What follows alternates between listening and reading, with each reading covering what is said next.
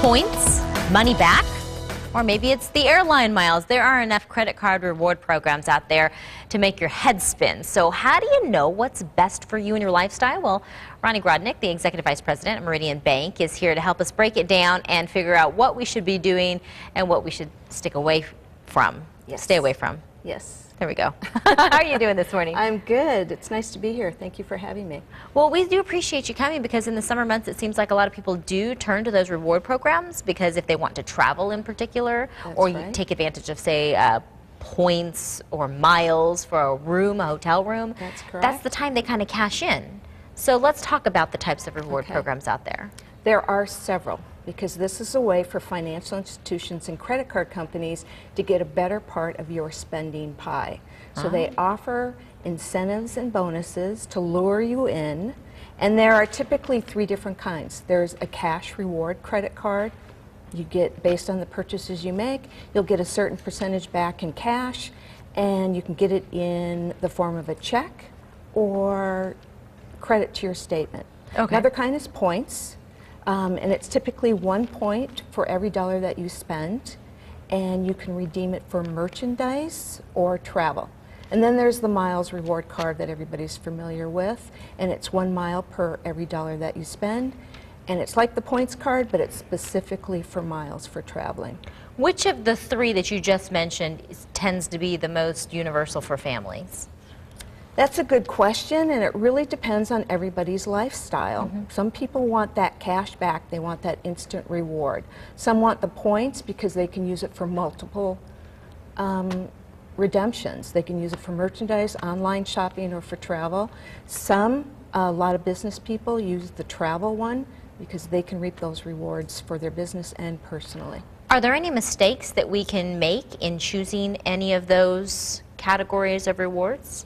You've got to do your homework.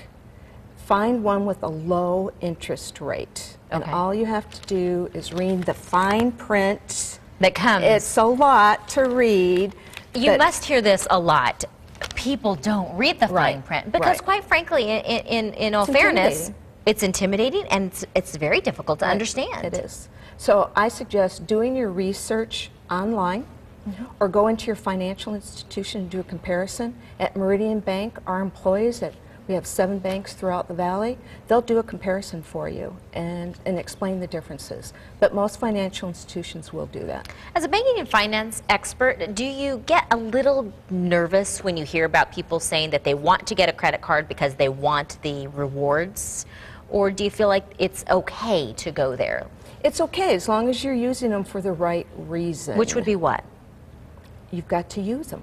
Okay. If you're not going to use them, it doesn't matter because you might get caught up in one with a high interest rate and not even know it. Right. There's a lot that are tied to a base rate, but if the base rate goes down, the rate doesn't necessarily go down. So if you're in a high interest rate credit card, there are a lot of them out there that offer a better rate. I suggest shop around. Shop around. I keep hearing this message of be an educated consumer with your credit cards.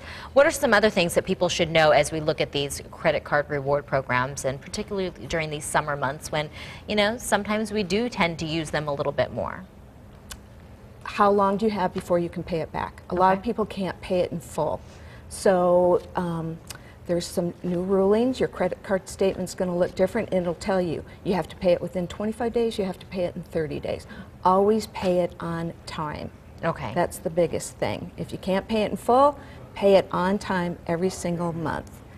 And if we're in what I use a Southwest Visa, and we get, you know, they've recently changed the way they do it, but, you know, we get a ticket or two a year. Now, do I need to be going back to them? Is there anything else I can get out of them to maximize my rewards? If you don't see it in the fine print, by all means, ask them. Okay. Call up a representative and ask them what else can you benefit from their credit card. They'll tell you. All you got to do is ask.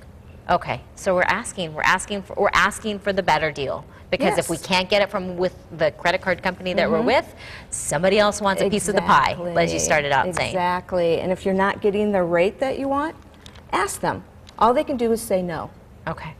Try and stay in a low interest rate. What do you consider low, and we'll end with that? What is the threshold that we want to stay below? 11%, 11 to 15% stay below that. And there are plenty of cards out there right now offering between 9 and 12%. Okay. And that offer the rewards, cash, points, or miles for travel. All right. I feel like I got a good grasp of this. Thank you very much. I hope so. Thank you. Appreciate it, Rennie. You can find all of this information on SonoraLiving.com.